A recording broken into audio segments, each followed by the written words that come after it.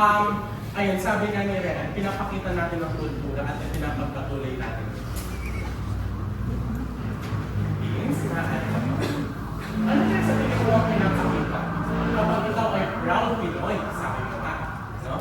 At kapag pinapakita naman daw ang kultura, sabi ni Rehan. Ano po, kapag ganun po teacher, pag ginagawa natin, hindi natin siya kaya baka, mahal po natin yung bansa. Okay, hindi kinakahiya. Ang ibig sabihin nito ay mahal natin ang ating bansa. Ngunit laging tatandaan, no? Mahal natin ang bansa o pagmamahal sa bansa. Ngayon, ngunit lagi natin tatandaan na hindi lamang sa paglalaro ng lahi ang natitigan ang ating pagmamahal sa bansa. Sa simpleng pagkuha lamang natin ng basura sa kalsada, ay napapakita natin ang pagmamahal sa bansa. Bilang ikaw ay isang proud Pinoy, pinapakita mo ang iyong kultura. Ngayon dahil nakikita ang ating kultura, tayo ay nagpapakita ng pagmamahal sa ating bansa. Diba? Okay.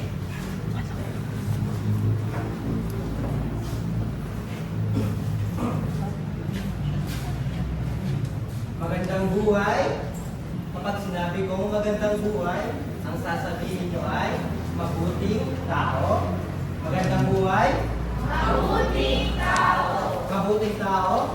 Magandang buhay. Ayan. Ako nga pala si Teacher Christian na naniniwala na ang pagiging mabuting tao ay nagdudulot ng magandang buhay. Ayan.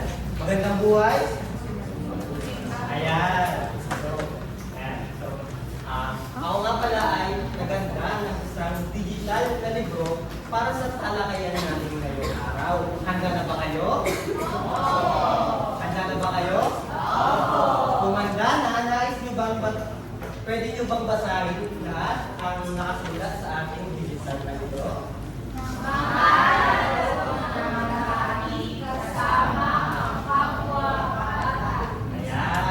Bago natin buksan ang ating digital na libro, maaari niyo bang sabihin sa akin kung ano yung inaasahan yung nasa loob ng ating digital na libro? May maaari ba magtaas na kamay upang magsagot?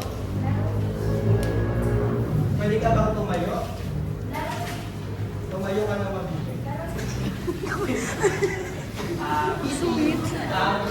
Paalala lang tayo sa ating lesson na kapag tayo ay sasaro, maaari ba tayong tumayo ng tuwid upang magbigay galang sa ating guro?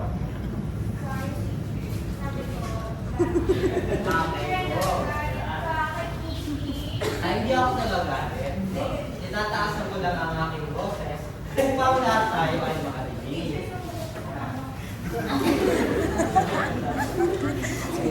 Buksan na natin ang sa pagtatapos, nakita ang ating objective. Sa pagtatapos ng talakayan, ang mga mag-aaral ay inaasahan. Nakikilala. Hindi ko po makita. Wala tayo kasi. Pwede ka. Maaari kang lumapit dito dahil meron pa naman tayo. Yes po. Pwede mo ba siyang tulungan? Makiluwag na mo.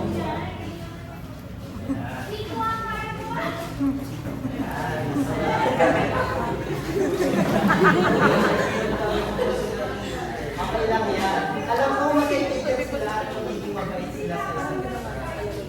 Okay, magpatuloy na tayo. Ayaw tayo sa pagpapaalala ko lang, sa una ay nakikilala ang mga paraan ng laro ng lahi kasama ang kapwa-bata upang maipakita ang kanilang kultura. Pangalawa, na pagtitibay ang nasyonalismo sa pamamagitan ng pagpapaalala ng mga laro ng lahi at nakakalaro sa mga laro ng lahi kasama ang kapwa-bata. Ayan, yan ang ating objective ngayong araw. So ngayon, ano nga ba ang ibig sabihin ng laro ng lahi? Maaari bang magtaas ng kamay o kung gusto magbasa? Your?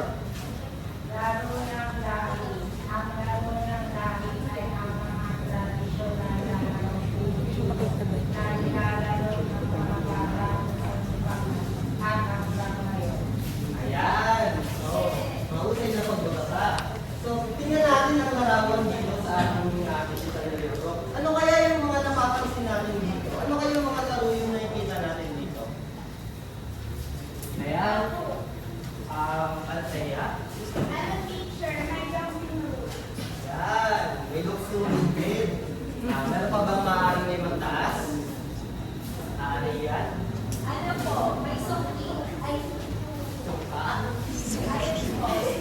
may sungka. Tapos itadyak-hatak ko. Okay. So, ang mga laro ng lata.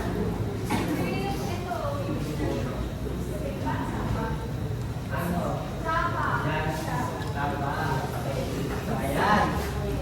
So, ang laro ng lata, ito yung mga laro Pilipino. Iba yung mga nilalaro pa doon ng mga nanay at tatay nyo nung bata pa sila at kahit yung mga lola at lola nyo. So, mga laro to na matalagal na mga laro na nilalaro pa ng mga pati ng mga Pilipino. And also, ang laro ng lahi ay kadalasan nilalaro ng mga magkasamang kaibigan, kapitbahay, at kahit ang ating kabarangay. So, ang mga laro ng lahi ay iba at ang mga laro ng lahi ay sa iba't ibang laro ng mga laro Pilipino. Ayan. Ano nga ba yung unang halimbawa natin ng isang laro ng lahi? Maaari mo magkakapay ng pagsagot. Dito sa linya na to, mga walang sumasagot. Ayan, si Teacher Pilson ng taas na panay. Upang preso, ginagamitan ng sinelas bilang pamato. Patubahin ang data sa gitna at ang pagpili pamato ang susunod na taya. Ayan. So, mahusay na pagbasa ng magbabasa. Yung tumbang preso daw ay ginagamitan ng data at sinelas. Kung nakikita natin dito sa larawan, ayan, binabato na yung lata. Sinusubukan yung patumbahin. At yung bilog, o kaya square, ay nag-gusto lang preso ng lata. At ang kaya naman, siya naman ay magbabantay sa lata. Ayan. So, makikita natin na binabato niya yung lata. At kapag napatumba ang lata, ang taya naman ay agad niyang itatayo ang lata upang makapagtaya siya ng mga tumira. At kapag nahawakan ng taya ang lata, ay ang pag nahawakan ng taya ang mga maninira, sila ang magiging sunod na taya. So tandaan natin, sa larong tumbang preso ay hindi lang basta galing sa pagtira ng lata. Kailangan din natin bilis na magtaya sa mga tumitira. Kapag